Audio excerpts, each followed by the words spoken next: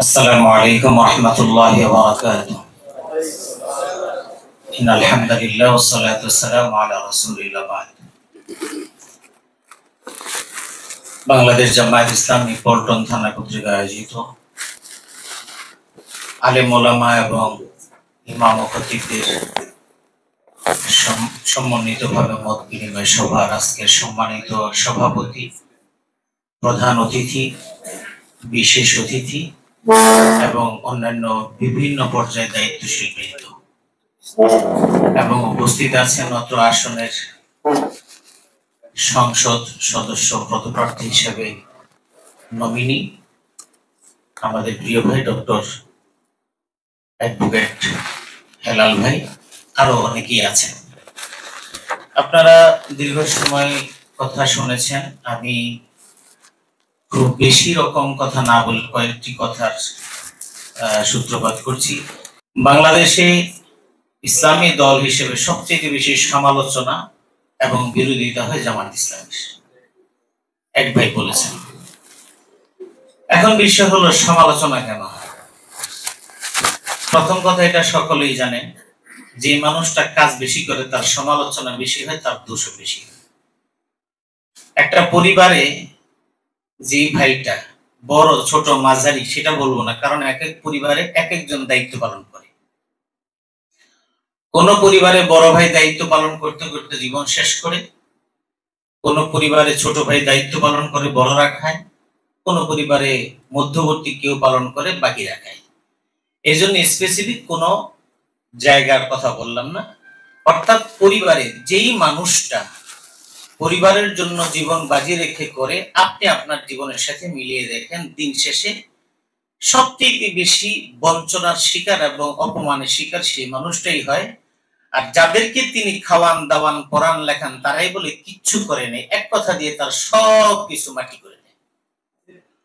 তার মানে হলো যিনি করবেন তার সমালোচনা বেশি হবে। আপনি বলতে পারেন তাহলে এক্ষেত্রে জামাত ইসলামের কথা কেন বললেন? আমি একটু বলি। হেফাজত ইসলামের শাপলা সেই ইতিহাস সবার কাছেই জানা, বিশেষ করে পল্টনে যারা আছেন তাদের কাছে এটা দগদগে গায়ের মতো। কারণ ভয়াবহ পরিস্থিতির মুখোমুখি এই অত্র এলাকার মসজিদের ইমাম এবং খতিবরা ছিলেন এবং হেফাজতের নেতা কর্মীরা বিভিন্ন মসজিদে গিয়েছেন, আশ্রয় নিয়েছেন, সেবা শুশ্রূষা পেয়েছেন। এতে করে প্রত্যেক মসজিদের ইমাম এবং খতিবরা যথেষ্ট ওই সময়কার মানুষদের দ্বারা বিভিন্ন ভাবে নিগৃহীত হয়েছেন, কথা শুনেছেন, কারো কারো ক্ষেত্রে খুব বাজে রকমের অভিজ্ঞতা আছে। হেফাজত ইসলামের কিন্তু সমালোচনা ছিল না, ওলামায়ে কেরামের কিন্তু সমালোচনা ছিল। আহমদ শফি সাহেব রহমতুল্লাহ আলাইহির কোনো সমালোচনা ছিল না, বরং বাংলাদেশের শীর্ষস্থানীয় তৎকালীন সময়ে রাষ্ট্রীয় সরকারের যারা আজ্ঞাবহ ছিলেন তারা সবসময় প্রশংসা করতেন। বিশেষ করে ইসলামিক ফাউন্ডেশনের ডিজি শামীম আফজাল, তিনি তো কথায় কথায় শফি সাহেবের প্রশংসা মারাত্মক রকমের করতেন। ইসলামিক ফাউন্ডেশন অফিসে অনেকগুলো সেমিনার এবং প্রোগ্রামে ছিলাম, সেখানে প্রশংসা অনেক শুনেছি। দুর্ভাগ্যবশত হেফাজতের এই সমাবেশের পরে বাংলাদেশের সবচেয়ে নিকৃষ্ট মানুষে পরিণত হয়ে গেলেন আহমদ শফি রহমতুল্লাহ আলাইহি এবং তাকে তেতুল হুজুর থেকে অন্যান্য অনেক কিছু উপাধি দেওয়া হয়েছে। এরপরে হেফাজত আগে ছিল জামাত বিএনপি, পরবর্তীতে হলো জামাত হেফাজত। এবার জামাতের সমালোচনার সাথে হেফাজতকে সমালোচনা নিয়ে আসা হলো। হেফাজতের সমালোচনা করতে করতে পরবর্তী সময় আসলো কোরবানি। সেই কোরবানির সময় সবাই বলে দিলেন কোন চামড়া কোনো মাদ্রাসায় যাবে না। রমজান আসলো, রমজানের সময় বললো কেউ মাদ্রাসায় কোনো দান দক্ষিণা করবে না। আমার প্রশ্ন হলো, যেই কওমি প্ল্যাটফর্মটা সকলের কাছে আস্থার জায়গা, যে ওলামায়ে কেরাম সকলের কাছে শ্রদ্ধা ভাজন, তারা হঠাৎ করে তাদের কাছে এতটা অপ্রিয় কেন হয়ে গেলেন? এই জন্য হয়ে গেলেন যে হেফাজতের আন্দোলনটা ছিল ইমানি আন্দোলন। হেফাজতের আন্দোলনটা ছিল হলো বাংলাদেশের স্বাধীনতা, সার্বভৌমত্ব, সেই সাথে ইসলামী মূল্যবোধ কি থাকবে কি থাকবে না, এই প্রশ্নের কারণেই হেফাজতের এই সম্মেলনটা ছিল। যখন ইসলামের প্রশ্ন এবং কোনটার বিপরীতে যেখানে গণজাগরণ মঞ্চ শাহবাগে এমন এক অবস্থা সৃষ্টি করলো রাষ্ট্রীয় পৃষ্ঠপোষকতায়, এদেশে মুসলমানরা মনে হলো যে সংখ্যালঘু, এদেশে ইসলাম নিয়ে বাঁচা যাবে না। ঠিক এমন মুহূর্তে মানুষরা যখন নাকি হতাশার মধ্যে ছিলেন, তখন এই ইসলামপন্থী মানুষের জন্য হেফাজত ইসলাম একটা ইমানি চেতনাদীপ্ত একটা জায়গার একটা প্ল্যাটফর্ম তৈরি করে সাপ্লাই গণজামায়াতের ব্যবস্থা করল। যখনই ব্যবস্থা হয়ে গেল, তখন প্রথম শুরু হলো হামলা মামলার মাধ্যমে জায়গায়, এবং এখানে যারা ছিলেন সবাই ছিলেন, আমিও ছিলাম। আমি বিভিন্ন স্পটে ছিলাম। তারপরে দক্ষিণ গেটে আমি অল্প অল্প মানে একজনের সতর্কতার কারণে আমি একটা বিপদের মধ্যে পড়ি না, নতুবা ঝামেলা লেগে গেছিল, ওই সাইডে তো তারা ছিল। কিন্তু আমার বড় উদ্দেশ্য, এরপর থেকেই কিন্তু হেফাজতের নামে বিভিন্ন প্রপাগান্ডা চলেছে। তাহলে এই হেফাজত খারাপ না, যখনই ইসলামের পক্ষে কেউ কাজ করে তখন সে খারাপ হয়ে যায়। বাংলাদেশের অনেক ওলামায়ে কেরাম যাদের ব্যাপারে কোনো প্রশ্ন নাই, যখনই এই জাতীয় কোনো কিছুর বিরুদ্ধে দাঁড়িয়ে গেছে, তখন সেই হুজুরও খারাপ হয়ে গেছে। আর সবচেয়ে মজার বিষয় কি, কওমি বলেন, সুন্নি বলেন, যে কোনো জায়গার কোন আলেম, সর্বজন শ্রদ্ধাভাজন কোন আলেম যদি এমন কোন কথা বলে, শক্ত কথা বলে, তখন সবাই বলে এই জামাতপন্থী। এটা হলো সবচাইতে ভালো খারাপ জানি না, তবে মোটামুটি হাসি পায় আর কি। একদিকে ভালো লাগে যে বাংলাদেশে জামাত ছাড়া কোনো মানুষ নেই। এই হলো স্বাভাবিক। সমালোচনাটা কখন হয়? যখন কাজ করেন সমালোচনা হয়।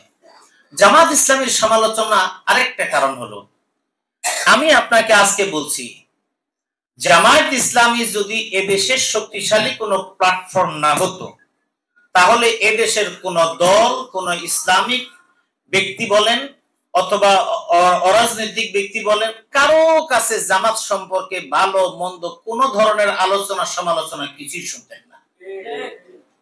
মুসলিম লীগ সম্পর্কে এখন থেকে আলোচনা করে না, কিন্তু পাকিস্তান পিরিয়ডে মুসলিম লীগ ছিল সবচেয়ে কিং পার্টি, এবং মুসলিম লীগে বাংলাদেশের এবং তৎকালীন সময় নিজাম ইসলাম পার্টিতে যারা ছিলেন, বাংলাদেশের শীর্ষস্থানীয় ওলামায়ে কেরাম তাদের সাথে সম্পৃক্ত ছিলেন। তো সময়ের ব্যবধানে মুসলিম লীগ নিয়ে কোনো কথা বলে না কেন? কারণ মুসলিম লীগের কিছু নেই, একটা অফিস এই পল্টন এদিকে আছে, এক দুইজন আসে যায়, ওনারাই জানে, ওনারা আসলেও অন্য কেউ টের পায় না। এই জন্য মুসলিম লীগ নিয়ে আলোচনা নেই, নিজাম ইসলাম পার্টি নিয়ে এখন আলোচনা নাই। কওমি ওলামায়ে কেরামের বিশাল একটা প্ল্যাটফর্ম আছে, কিন্তু হেফাজতে ইসলাম দাঁড়ায় যাবে এই জন্য বিভিন্ন ভাবে হেফাজতে ইসলামকেও কিন্তু এখন ভাগাভাগি করা হয়ে গেছে। শুনতে খারাপ শোনা যায়, আমি যা বলছি আমি বুঝে শুনেই বলছি, দেখে শুনে বলছি। আপনি বিশ্বাস করলেও আপনার, না করলেও আপনার, মানলেও আপনার, না মানলেও আপনার। কেন? হেফাজতকে যদি দুই ভাগ করা যায়, তাহলে কওমি প্ল্যাটফর্মটা উইক হয়ে গেল, দুর্বল হয়ে গেল। এবং শাপলা চত্বরে যখন নাকি এই 13 দফা নিয়ে যখন কথা বলা হয়, তখন বহু দেন দরবার করা হয়েছে আহমদ শফি রহমাতুল্লাহ আলাইহির সাথে। একটা দফা শুধু যুক্ত করেন, আমরা আপনাদেরকে রাষ্ট্রীয়ভাবে সাপোর্ট দিয়ে সম্মেলন করার ব্যবস্থা করে দিব। 13টা দফার মধ্যে একটা দফা জামাত ইসলামের বিরুদ্ধে, একটা লাইন শুধু আপনাদেরকে ব্যবহার করতে হবে। কিন্তু তৎকালীন সময় যেহেতু এটা কোনো কারো ব্যক্তিগত বিরুদ্ধে কিংবা পক্ষে ছিল না, হেফাজতের আন্দোলনটা ছিল ঈমান রক্ষার আন্দোলন, রাসূল সাল্লাল্লাহু আলাইহি ওয়াসাল্লামের সম্মান রক্ষার আন্দোলন। এদেশের মানুষ ঈমান নিয়ে থাকবে কি থাকবে না, যখন নাকি মারাত্মক আকার ধারণ করলো, আপনাদের আমাদের সবার ইতিহাস জানা আছে। মাসুম বাচ্চাগুলিকে রাতের বেলা নির্মমভাবে, ছাত্র শিক্ষকদেরকে নির্মমভাবে হত্যা করা হয়েছে, এবং তার রিপোর্ট কম বেশি কারে বিভিন্ন ভাবে প্রচারিত হয়েছে। বর্তমান উপদেষ্টা একজন আছেন, যিনি এই রিপোর্ট করার কারণে সরাসরি তিনি জেলখানায় পর্যন্ত ছিলেন। এটা আপনারা সকলেই জানেন। তাহলে সমালোচনাটা কেন? সমালোচনাটা কখনই মনে করেন না যে আপনি সমালোচনা, জামাতের সমালোচনা করে আপনি মুক্ত। যেদিন আপনি শক্তিশালী হবেন, সেদিন আপনার সমালোচনা শুরু হবে। মসজিদের মুয়াজ্জিনের কোনো সমালোচনা নেই, সেও কিন্তু আল্লাহু আকবার বলে। কিন্তু খতিব সাহেব বয়ান করতে গিয়ে যখন বলে আল্লাহু আকবার বলে থাপ্পড় মারে, ওই জুমার থেকে নামার পরে খতিবের ইমাম চাকরি থাকবে কি থাকবে না তা নিয়ে আলোচনা হয়। কারণটা কি? মুয়াজ্জিনের আল্লাহু আকবার আর খতিবের আল্লাহু আকবারের মধ্যে যথেষ্ট পার্থক্য আছে। কারণ খতিবের আল্লাহু আকবারের মধ্যে হলো ইমানি চেতনা আছে, এটা যারা পরিচালনা করেন কিংবা যারা এলাকায় আছেন যারা এই চেতনা ধারণ করেন না তাদের কাছে খুব মারাত্মক লাগে। এই মারাত্মক লাগার কারণে খতিবের বিরুদ্ধে দাঁড়ায়, মুয়াজ্জিনের বিরুদ্ধে কেউ কিন্তু দাঁড়ায় না। পাঞ্জেগানা মসজিদের ইমাম সাহেবের চাকরি গেছে কথার কারণে এই ইতিহাস নাই। যদি কারো কোনো মসজিদের পাঞ্জেগানা ইমামের চাকরি যায় তাহলে অন্য কোনো কারণে, ব্যক্তিগত রেশারেশি অথবা কোন ধরনের কোনো কিছু ব্লেম যদি চাপায়া দেওয়া যায় বা অর্থনৈতিক এটা সেটা কোনো কেলেঙ্কারি মেলেঙ্কারি দিয়া থাকুক না থাকুক ওইটা আমি যাচ্ছি না সেই বিষয় নিয়ে, কিন্তু খতিবদের চাকরি সাধারণত বক্তব্যের কারণে যায়। কারণটা কি? তাহলে তার সাথে কি কোনো রক্তের সম্পর্ক, তার সাথে কি সম্পদের সম্পর্ক? না। যেহেতু তিনি একটা চেতনা ধারণ করেন সেটা নিয়ে কথা বলেন, সে কারণে তার বিরুদ্ধে সবাই দ্বারা সমালোচনা বেশি হয়। রাসূলুল্লাহ সাল্লাল্লাহু আলাইহি ওয়াসাল্লামের চাইতে তো শ্রেষ্ঠতম মানুষ পৃথিবীতে আসেনি আর কোনোদিন আসবে না। রাসূলুল্লাহ সাল্লাল্লাহু আলাইহি ওয়াসাল্লামের মতো মানুষ যেই বংশের যেই রক্ত তার শিরা উপশিরায় বহমান, সেই রক্তের মানুষগুলো মুশরিক, তার বিরোধিতা করেছে। মক্কা থেকে মদিনা পর্যন্ত হিজরত করতে বাধ্য করা হয়েছে। কারণটা কি? অর্থনৈতিক কোনো কারণ না, একটাই কারণ, চেতনার কারণ। তো সেই জন্য সমালোচনা এই জন্যই জামাত ইসলামীর হয়, যেহেতু জামাত ইসলামী আপনি 5টা বললে 5টার জায়গায় 7টা কথা বলার মতো যোগ্যতা তাদের আছে। জ্বলন্ত প্রমাণ হলো এই বাংলাদেশে বিশ্ববিদ্যালয়গুলোতে নির্বাচন হয়েছে। দেখেন এই নির্বাচনকে কেন্দ্র করে হেন কোনো বক্তব্য নেই যেটা দেওয়া হয়নি। সর্বশেষ ব্যালট পেপার, আরে ভাই ব্যালট পেপার না, যদি বাংলা বাজার আর নীলক্ষেত বন্ধ করে দেওয়া হয় বাংলাদেশের সবগুলি মূর্খ হয়ে যাবে। নীলক্ষেত এবং বাংলা বাজার যদি ছাপাখানা বন্ধ হয়ে যায় তাহলে দেশের মানুষ মূর্খ থাকবে, লেখাপড়া করতে পারবে না। সর্বশেষ নীলক্ষেতে ব্যালট পেপার ছাপানো হয়েছে, ছাপানো তো নীলক্ষেতই হবে। এটাকে কেন্দ্র করে শেষ পর্যন্ত ভিসি পর্যন্ত স্টেটমেন্ট দেওয়া লাগছে। তার মানে ইসলামপন্থীদের বিরুদ্ধে প্রপাগান্ডা এখন না, স্বাধীনতার পর থেকে, আমরা স্বাধীনতার আগেরটা বাদ দিলাম, স্বাধীনতার পর থেকে এ পর্যন্ত প্রপাগান্ডা হয়েছে।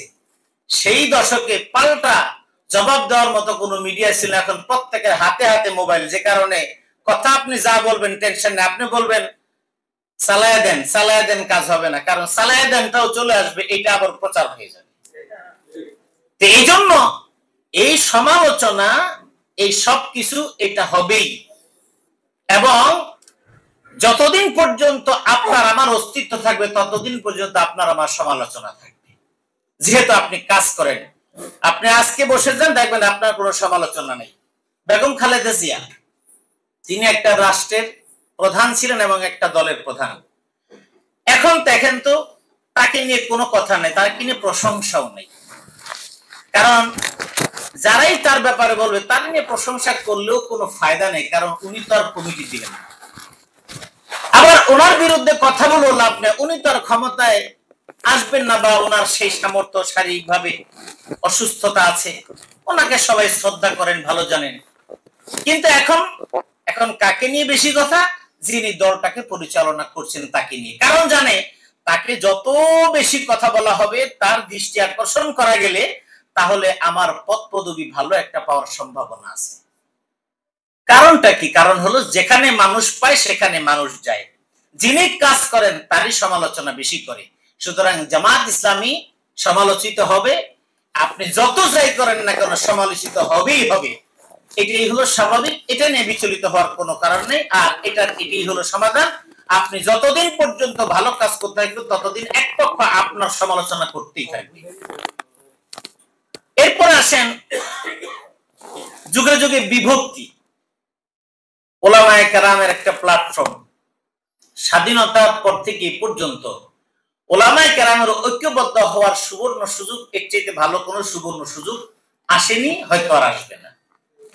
তবে এটাও ঠিক, আমি সবসময় বলি এদেশে বাংলাদেশে ওলামায়ে কেরাম এক হতে পারবে না। এক হতে না পারার পিছনে কারণ হলো এক হতে দেওয়া হবে না। কারণ ওলামায়ে কেরামের প্ল্যাটফর্মে এদিকে যাবে, তারপর তুমি ওদিকে যাও, তোমার তো রাস্তা ওইটা না। আরে তোমার তো আমরা অনেক ভালোবাসি। এই যে ভালোবাসার শুরু, তার মানে ওখানে গেলে আপনি খারাপ হয়ে যাবেন, এই ভয়ে ভালোবাসা লাভের আশায় আপনি থাকলেন। আরেকজনের দেখা গেল এটা দরকার না, অন্যটা দরকার, তাকে বললো যে আপনি কেন যাবেন, যাওয়ার একটা কারণ আছে, আপনি ওদিকে যায় যা পাবেন, আপনাকে যদি এর চেয়ে বেশি দেওয়া হয় তাহলে আমরা তো দিতেই পারি। হিসাব নিকাশ করে বালিশের উপরে মাথা দিয়ে চিন্তা করে যে হিসাব নিকাশ করার পালা, ওখানে কত পাবো, ওখানে কেমন পাবো, এখানে কেমন পাবো। হিসাব নিকাশে যদি দেখা যায় যে এখানে একটু ভালো পাবো, তখন চিন্তা করে না ঠিক আছে আমি আপনার সাথে আছি। এই যে প্রলোভন, এই যে সুযোগ সুবিধা দেওয়া, এটার কারণে ওলামায়ে কেরাম কখনো এক হতে পারবে না। এবং এই প্রলোভনটা দেখানো হয়, বাস্তবতা কতটুকু পাবে না পাবে। এই বাংলাদেশের সমস্ত ব্যক্তিরাই নির্বাচনের আগে বলে যে কোরআন সুন্নাহ বিরোধী কোনো আইন পাশ করা হবে না, কথা সুন্দর। কিন্তু প্রশ্ন হলো কোরআন সুন্নাহ বিরোধী যে কাজগুলো চলছে আপনার মাধ্যমে, আপনার দলের মাধ্যমে, কিংবা যা রাষ্ট্রীয়ভাবে হয়েছে, এগুলোর ব্যাপারে কি সিদ্ধান্ত, এটার ব্যাপারে কেউ কোনো কথা বলে না।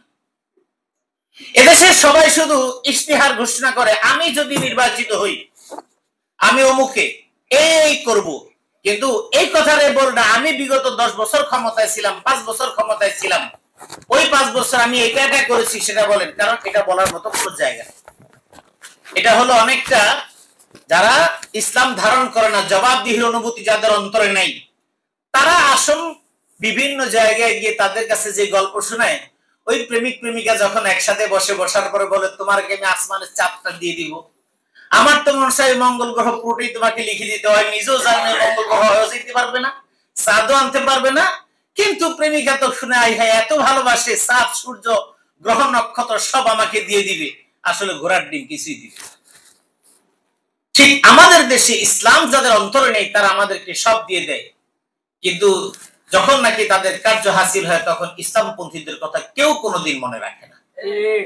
দিন শেষে যারা একটু অন্তরে ইসলাম ধারণ করে, ভাই আমি আপনাকে বলছি, আপনার মসজিদের যে মুসল্লি কোন রাজনৈতিক আদর্শে অন্ধ নন, এমন মুসল্লিটা যদি দিনকে ভালোবাসে, দেখবেন আপনি একজন ব্যক্তি, আপনি অসুস্থ হয়ে গেলে তার অন্তরে ব্যথা লাগবে, সে কিন্তু আপনার জন্য আসবে, আপনাকে দেখবে। কিন্তু আপনি যদি আপনার মুসল্লি বলেন, আপনার পরিচিত বলেন, রাজনৈতিক দৃষ্টিভঙ্গিতে যদি ভিন্ন হন, দেখা যাবে আপনি বিপদে পড়লে তারা আসবে না, আরে ওইটা তো ওই দলের, এদের জন্য আমাদের কান্নাকাটি করে লাভ নেই। তার মানে দিন শেষে মৌলবীর জন্য মৌলবীরাই কান্দে, দিন শেষে ইসলামপন্থীদের জন্য ইসলামপন্থীরাই কান্দে। এই পর্যন্ত বাংলাদেশে ওলামায়ে কেরাম জেল হাজতে খেটেছেন, এক সময় শুধুমাত্র একটা দল জামাত ইসলামী, কিন্তু পরবর্তীতে গাছের বড় ডালাটা কাটার পরে ছোট ডালাটা কাটা কোনো ব্যাপার না, কারণ এই উপরের বড়টা কাটতে একটু কষ্ট করে উপরে উঠতে হয়, ওটা কাটার পরে নামার সময় বাকি সব কেটে ফেলা এটা কোনো ব্যাপারই না, এটা সবাই জানে। তো সেজন্য বাংলাদেশের বিগত 16-17 বছরের ইতিহাসটা আমরা এটাই দেখেছি। কিছু ওলামায়ে কেরাম ভেবেছিলেন আমরা মনে হয় মুক্ত থাকবো, কিন্তু লাইন ধরে সিরিয়াল ধরে, ওই যে গুলিস্তানের একটা ভ্যানগাড়িসায় লাইন ধরে খায়, সিরিয়াল ধরে মরে, ঠিক আমাদের অবস্থা হয়েছে, লাইন ধরে মারছে, সিরিয়াল ধরে মরছে, ঠিক অবস্থাটা তাই হয়েছে। হেফাজত পরবর্তী সময় সেখানে জামাত, কওমি, অমুক তমুক কোনো ভাগ করা হয়নি। এই ভাগ না করে পাইকারি ভাবে ধরা হয়েছে, যার মধ্যে মনে হয়েছে এই আমাদের জন্য হুমকি, তাকেই ধরা হয়েছে। এবং ধরাই শুধু হয় না, জীবনের নিরাপত্তা বিঘ্নিত হয়েছে। মানুষ ধরে থানায় নিয়ে গেলে সেটা তো নাইলে বোঝা যায়, কিন্তু নিয়ে যাওয়ার পরে কোথায় নিবে সেটা যদি না জানে তাহলে এটা তো ভয়ঙ্কর। এজন্য আমার ব্যক্তিগত অভিমত হলো যে আসলে বিরোধিতা অথবা যেটাই করা হয়, এই বিভক্তিটা যুগে যুগে কিন্তু এভাবে করা হয়েছে। ওলামায়ে কেরাম একসাথে হতে চাইলেও বিভিন্ন হতে দেওয়া হয় না। আর এই বিভক্তিটা এটা হলো রাজনীতির একটা কৌশল, এটা অনেক আগ থেকে চলে আসছে, সেই ব্রিটিশরা যখন ছিল সেই সময় থেকে এভাবে চলে আসছে। পরবর্তী সময়েও বাংলাদেশ স্বাধীন হওয়ার পরও এভাবেই চলছে, হয়তো এভাবেই চলতে থাকবে। যদি আমরা সচেতন হই তাহলে হয়তো কিছুটা সামনে আগানো যাবে। এবার আসি আকীদা। আকীদার প্রশ্নে আমি বাংলাদেশে তো কোনো মুসলমানই খুঁজে পাই না। আমি দুই কথায় বলি, যেমন মনে করেন বাংলাদেশের সুন্নি ঘরানার ওলামায়ে কেরাম, ওনারা কয়েকটা বিষয়ে এত শক্ত, এটা ওনারা ছাড়তে রাজি না। জানেন আব্দুল্লাহ আব্বাসী সাহেব সব ব্যাপারে আপনার মতের সাথে মিলবে, কিন্তু মিলাদের জায়গায় গিয়ে তিনি কিন্তু কাউকে ছাড় দিবেন না। সুন্নি ভাইয়েরা মাজার কেন্দ্রিক, উরস কেন্দ্রিক, এই সেই বিভিন্ন কেন্দ্রিক তাদের চিন্তা চেতনা তথা আকীদা, এটা অন্য ঘরানার ওলামায়ে কেরাম পছন্দ করেন না। সুতরাং তারা সবাই, আমরা সবাই বলছি সুন্নিদের আকীদা খারাপ, সুতরাং তাদের সাথে মিশা যাবে না। আমরা কিন্তু কেউ কাফেরও বলতে পারি না, অমুসলিমও বলতে পারি না। আমরা কিন্তু বলি আকীদা খারাপ, তাহলে বোঝা গেল সুন্নিদের আকীদা ভালো নেই। এবার সুন্নি শিষ্য আলেমদের কাছে যান, তারা যখন বলবে, আহমদ শফী সাহেব রহমাতুল্লাহ আলাইহি হুজুর যখন জীবিত ছিলেন তখনও শুনছেন আপনারা ভিডিওতে কি না বলছে তাদেরকে, জুনায়েদ বাবুনগরী সহ ঢাকার শিশু ওলামায়ে কেরাম, কোন আলিয়া না, কওমি আলেমদেরকে। আর সুন্নির বাইরে যারা আছে, যারা মাজার পছন্দ করে না, তাদেরকে ওয়াহাবি বলা হয়।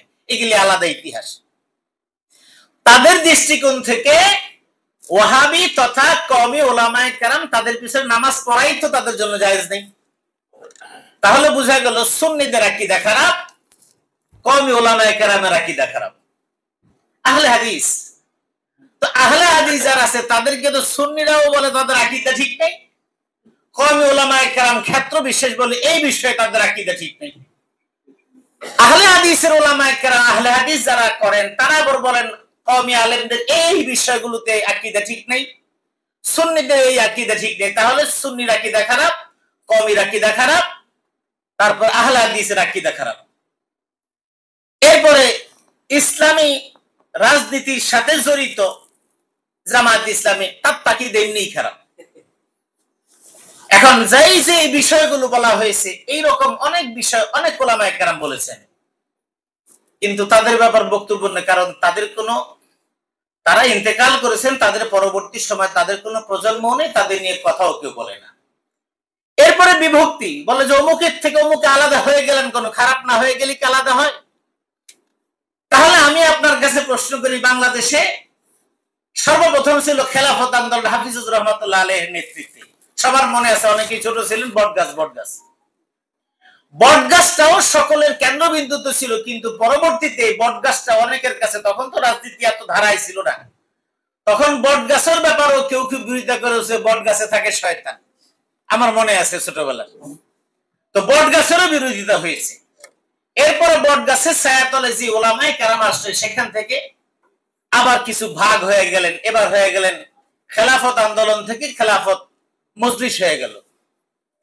এরপর খেলাফত মজলিস থেকে এই ভাগ হলো, ওই ভাগ হলো, অমুক ভাগ তমুক ভাগ, এইভাবে করতে করতে ওই সময়ের পর থেকে বিভিন্ন ইসলামিক যেই দলগুলো তারা আলাদা হয়ে গেলেন। এখন যদি আমি আপনাকে প্রশ্ন করি, শাইখুল হাদিস সাহেব রহমাতুল্লাহ আলাইহি, তিনি হাফিজুর রহমাতুল্লাহ আলাইহি থেকে আলাদা হয়ে গেলেন। ফজলুল হক আমিন রহমাতুল্লাহ আলাইহি, তিনি সরাসরি শাইখুল হাদিস সাহেবের ছাত্র ছিলেন, কিন্তু তিনি কেন শাইখুল হাদিস সাহেবের কাছ থেকে ছেড়ে গিয়ে তিনি ইসলামিক ঐক্য মোর্চা করলেন? তাহলে তিনি এক দলের হলেন প্রধান, তিনি এক দলের হলেন প্রধান, এইরকম ভাবে প্রত্যেক জায়গায় আলাদা হয়ে গেছে। তারপরে জমিয়তে ওলামায়ে ইসলাম, এটাও বাংলাদেশে একাধিক গ্রুপ আছে। মুফতি ওয়াক্কাস রহমাতুল্লাহ আলাইহি, তিনি এক গ্রুপের শীর্ষ নেতা ছিলেন।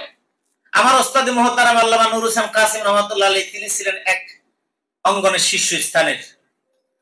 ওই মুফতি ওয়াক্কাস রহমাতুল্লাহ আলাইহি, যিনি ওই জমিয়তের যিনি মহাসচিব মাওলানা আকরাম ভাই, তিনি আমার সিনিয়র ভাই ছিলেন, একই জায়গায় পড়াশোনা করেছি, তিনি এখনো আছেন।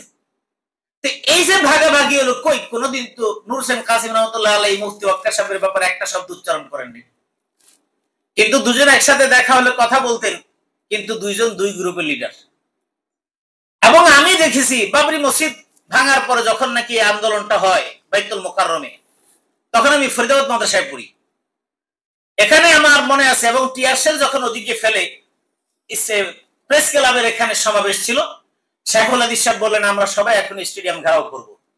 ওই দিন সেখানে ভারতের খেলা হচ্ছিল, সিধু ছিল খেলার ইয়েতে, তো যখন নাকি বাইতুল মুকাররমে আসবে তখন এটার কারণে খেলাধুলা সব বন্ধ হয়ে গেল।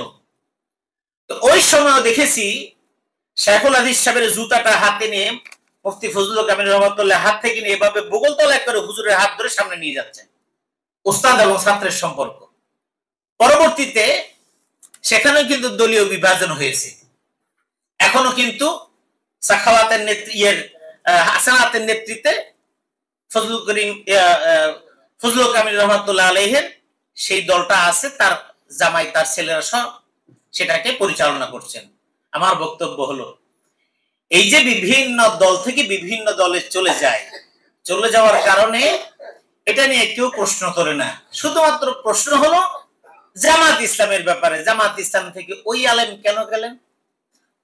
কেন গেলেন, এই যে প্রশ্ন, এটা শুধু আমাদের প্রশ্ন বাড়াবে। সমাধানের রাস্তা একটা, আপনি যার বিরোধিতা করবেন তার সম্পর্কে পড়াশোনা বেশি করবেন। মার্ক্সবাদ লেনিনবাদ এটা জানার জন্য আপনি আন্দাজে বললে হবে না, আপনাকে মার্ক্সবাদের লেখা পড়তে হবে, লেনিনের লেখা পড়তে হবে। আপনি কাদিয়ানির বিরুদ্ধে কথা বললে গোলাম আহমদ কাদিয়ানির লেখা বই আপনাকে পড়তে হবে। গোলাম আহমদ কাদিয়ানির লেখা বই আপনি না পড়লে কাদিয়ানি সম্পর্কে বলতে পারবেন না। শিয়াদের বিরুদ্ধে বলতে গেলে আপনি ইসমাইলিয়া শিয়া তাদের কথা এবং লেখনগুলো আপনাকে বলতে হবে। ইমাম বাকের সম্পর্কে বলতে হলে ইমাম বাকের সম্পর্কে আপনাকে পড়তে হবে। ইমাম আবু হানিফা সম্পর্কে বলতে হলে ইমাম আবু হানিফা সম্পর্কে আপনাকে পড়তে হবে। আপনি যাদের ব্যাপারে বলবেন তাদের ব্যাপারে আপনাকে পড়তে হবে। সুতরাং আপনি পড়ুন, আপনি পড়ে আপনি জাস্টিস করুন। কিন্তু যদি এভাবে যদি আমরা আকীদাকে বলতে থাকি, সে যে বললাম এই দেশে সুন্নিরাও খারাপ, আহলে হাদিস খারাপ, কওমিরা খারাপ, জামাত খারাপ, সরমনাই খারাপ, ওই সারসিনা খারাপ, ওই সাজুলিয়া খারাপ, সব খারাপ। ভালো নাকি ভাই? ভালো আমি একলা, তাইলে চলবে না। পীরের দরবারে পীর সাহেবরা অন্য পীরকে খারাপ বলেন না, তবে কিছু আমল, কিছু ওজিফা এমন ভাবে দিয়ে দেন মুরিদদের অন্তরে এটা জেগে যায় যে আমি উনাকে ছাড়া অন্য কোথাও আমি যেতে পারবো না। সর্বশেষ কথা আমি বলছি, সর্বনাই পীর সাহেব সম্পর্কে কিন্তু মন্তব্য ছিল না বাংলাদেশে, কিন্তু সর্বশেষ রেজাউল করিম এবং শেখ ফয়জুল করিম ওনাদেরকে নিয়েও কিন্তু রাজপথে অনেক কাজে বাজে কথা হচ্ছে। এই কথার পিছনে একটাই মাত্র কারণ, সেটা হলো নির্বাচনের ডামাডোলে তারা পক্ষ বিপক্ষে চলে গেছেন। অথচ যদি এতই খারাপ হতেন তাহলে তো এত কষ্ট করে এখান থেকে সেই বরিশাল যাওয়ার কোনো দরকার ছিল না সাক্ষাৎ করার জন্য, অথবা অফিসে কষ্ট করে যাওয়ার দরকার ছিল না। পাঁচকলির টুপিটাও মাথায় পরিয়ে পড়লেন। আসলে মূলত বিষয়টা হলো আপনি ততক্ষণ ভালো থাকবেন যতক্ষণ পর্যন্ত আপনি তার প্রয়োজনগুলো আপনাকে দিয়ে সার্ভ হবে। ওয়ালান তারদা আনকাল ইয়াহুদ ওয়ালান নাসারা হাত্তা তাত্তাবিআ মিল্লাতাহুম। রাসূলুল্লাহ সাল্লাল্লাহু আলাইহি সাল্লামকে আল্লাহ পাক রব্বুল আলামিন বলেছেন, আপনি যা কিছু করেন না কেন, যতক্ষণ পর্যন্ত আপনি ইহুদি এবং খ্রিস্টানদের পরিপূর্ণ অনুসারী না হবেন ততক্ষণ পর্যন্ত তারা আপনার প্রতি সন্তুষ্ট হতে পারবে না। ঠিক একজন ইসলামপন্থী ব্যক্তি ইসলামকে যে ধারণ করে সে কখনো ইসলাম বিরোধী অথবা ইসলামিক রাজনীতির সাথে সম্পৃক্ত না, সেকুলার রাজনীতির সাথে জড়িত এমন কোন ব্যক্তির কাছে আলেমরা ততক্ষণ পর্যন্ত ভালো হবে না। যেদিন আপনার কথাটা তার পক্ষে যাব সেদিন আপনি তার জন্য ভালো। আমি বিগত 16 বছর আমার ফেসবুকের যে সমস্ত ফ্রেন্ড ছিলেন তারা প্রত্যেকটা আমার এক একটা পোস্টে তারা একদম ভাষায় দিচ্ছেন প্রশংসায়, কিন্তু সেই মানুষগুলো এখন একটা ফেসবুক স্ট্যাটাস কাউকে নাম বলে বলি না, শুধু যদি আমি এখন লিখি যে চাঁদাবাজ মুক্ত বাংলাদেশ চাই, 400 কমেন্ট সাথে সাথে আসবে, তার মধ্যে 200 আসবে আমাকে যারা ভালোবাসতেন তারাই। হুজুর আপনি শেষ পর্যন্ত, তার মানে একই কথা 16 বছর বলেছি, কোনো খারাপ হয়নি, ওই একই কথা এখন বলা যাচ্ছে না। দিন শেষে ওয়ালান তারদা আনকাল ইয়াহুদ ওয়ালান নাসারা হাত্তা তাত্তাবিআ মিল্লাতাহুম। এর জন্য ভাই দৌড়ায় কোনো লাভ নাই। ওই আপনার জন্য কাঁদলে, আপনার ঘরের জন্য কাঁদলে যেমন আপনার মা বাবাই কাঁদবে, আপনার ভাই বোনেরাই দৌড়ে আসবে, ক্ষেত্র বিশেষ ব্যতিক্রম হতে পারে, কিন্তু দিন শেষে আপনি যেই দলেরই হন না কেন, যেখানকারই হন না কেন, ইসলামপন্থীদের জন্য জামাত ইসলামী আগে আসবে, জামাত ইসলামের জন্য অন্য ইসলামী দলরা আগে আসবে। জেলখানার মধ্যে অনেক ওলামায়ে কেরাম ছিলেন, আমি নিজে ব্যক্তিগতভাবে জানি, তাদের পরিবার, তাদের সব কিছুর ব্যাপারে উদারতা একটা জামাত ইসলামী যতখানি দেখিয়েছে। কোর্টের বারান্দায় ঘুরতে ঘুরতে তাদের যে জামাত ইসলামের যে সমস্ত আইনি প্যানেল আছে তারা যতটা সহায়তা করেছে, এবং টাকা পয়সার কোনো প্রশ্ন না, আপনাকে মুক্ত করতে হবে, আপনি আমার ভাই। এবং চিকিৎসার ক্ষেত্রে ইসলামী ব্যাংক হাসপাতাল এবং ইবনে সিনা যে পরিমাণ সহায়তা করেছে, যেভাবে আগে আসে, আমি ভাই অনেক কিছুর জ্বলন্ত সাক্ষী। ওই সমস্ত ওলামায়ে কেরাম সকালে একবার জামাতের বিরোধিতা করে, বিকাল একবার। আমি একজনকে হাসতে হাসতে প্রশ্ন করেছিলাম, চিকিৎসা কিন্তু ওই জায়গায় হইতেছে, হাসতে হাসতেই বলছিলাম চিকিৎসাটা কিন্তু ওখানে হইতেছে। তো উনি বলতেছেন যে চিকিৎসা নিতে সমস্যা কি? সমস্যা নেই। আমি কাউকে ছোট করছি না, আমার কথা হলো যে ভাই, আসলে আমরা তো সবাই এক পরিবারের সদস্য। ভাই, এক পরিবারের সদস্য, চেহারাটা একটু ভিন্ন হতে পারে, চিন্তা চেতনাটা একটু পার্থক্য হতে পারে, একটু মানায় নেন না। মৌলিক বিষয়গুলো একসাথে রেখে সামনে কি চলা যায় না? আল্লাহ পাক রব্বুল আলামিন আমাদেরকে কাদা সরাসরি আরেকজনের পুশিং দেওয়া, এই কাদা সরাসরি আমাদের অন্তর থেকে দূর হয়ে যায়। আমরা অন্তত পক্ষে যদি তার পক্ষে কাজ করতে নাও পারি, অন্তত পক্ষে বিরোধিতা করব না, এই মানসিকতা অন্তত পক্ষে লালন করতে পারি। আল্লাহ পাক রব্বুল আলামিন আমাদের সকলকে তৌফিক দান করুন, আমিন। ওয়া আখিরু দাওয়ানা আলহামদুলিল্লাহি রাব্বিল আলামিন। আসসালামু আলাইকুম ওয়া রাহমাতুল্লাহি ওয়া বারাকাতুহু।